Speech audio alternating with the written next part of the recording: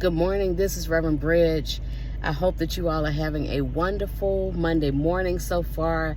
So I just want to give you a little bit more tea. So a few months ago, it was about 3 or 4 months ago, I said to one of my congregants in my first church that there was going to come a time when the banks were going to start freezing money. People wouldn't be able to get their money out of the ATM. The banks would run out of money, blah, blah, blah. And she works at the bank. Anyway, she called me yesterday and she said, I just wanted you to know that, some of the people on my job are really getting fearful because the banks are not getting as much money as they used to get. They order money, but they're not getting the supply like they used to get.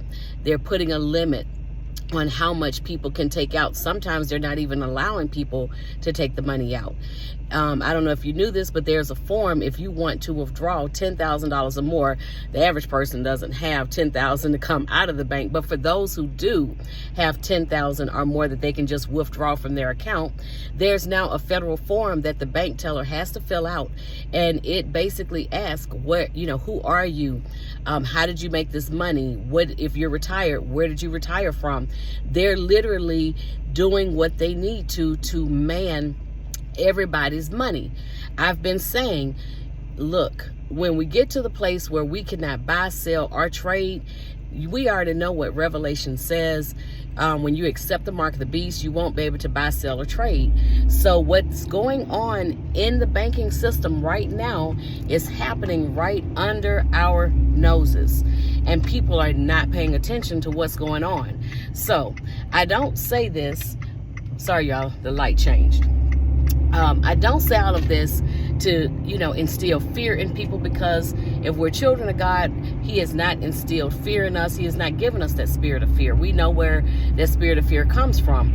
But what I do want people to do is to be aware of the time that we're living in, to see the things that are going on. See, people get so distracted by, foolish things. Like, on social media, everybody was talking about Jada Pinkett Smith and, whether she cheated and all this stuff. Who gives a rat's behind? She was not the first to cheat, and she sure won't be the last to cheat.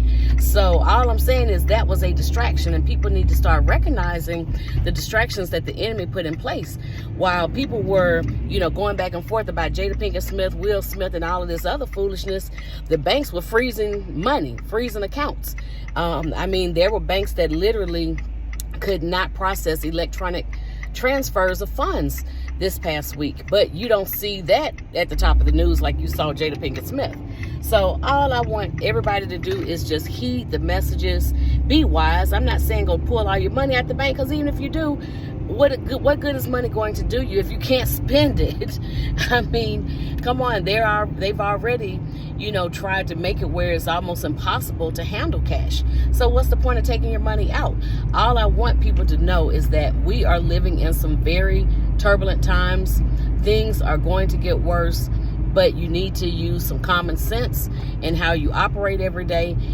But the main thing outside of the common sense is you need to be praying, and you need to get your relationship right with God, because I promise you, the divine, the Most High, Jehovah, Yahweh, whichever name you identify with, when you call on God, and I'm talking about uppercase G God, God will direct you in the path that you need to go.